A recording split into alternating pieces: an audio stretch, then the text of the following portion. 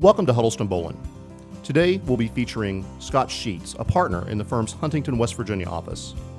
Scott's practice is focused on employment law and labor management relations. The focus of today's presentation is the West Virginia Wage Payment and Collection Act. The West Virginia Wage Payment and Collection Act is one of those statutes that frequently trips up employers.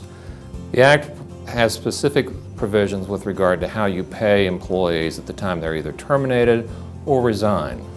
If the employee resigns, he or she is to be paid all final pay and benefits due them on or before the next regularly scheduled payday unless the employee has already provided at least one pay period's notice. If the employee has provided that notice, then you must pay him or her upon the date of departure. For fired employees, it's different. Previously, the statute provided that you had to pay involuntarily terminated employees within 72 hours. This was the so-called 72-hour rule that a lot of employers were familiar with. That has changed effective July of 2013. Now, employers get a little bit of a break. If you fire an employee, you have to pay him or her by the next regularly scheduled payday or within 4 business days, whichever occurs first. Business days do not include Saturdays or Sundays, and they also don't include legal holidays. But it can get a little complicated in trying to calculate out exactly when the 4th business day is so that you don't get dinged with the statute's very punitive provisions. And by punitive, I mean the treble liquidated damages that an employer must pay an employee if the employer makes the mistake of not paying timely. The Act provides that if you don't pay the employee all wages and benefits due him or her, then you're not only liable for that amount of money, but 3 times that as a liquidated damage.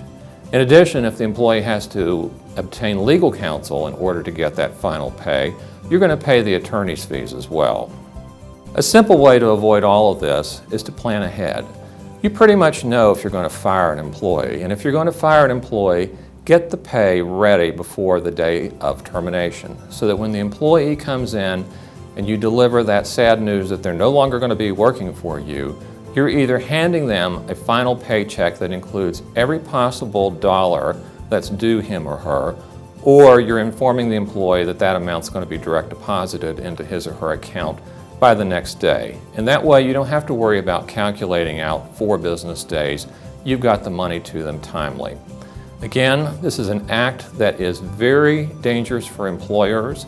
I see it all the time being included in all kinds of employment litigation because it not only carries the treble damages, but it carries the automatic attorney's fee award as well. So the simple way to avoid all of this is plan ahead. When you're going to fire someone, make sure you've got that final paycheck ready. Thank you for joining us for this informative video.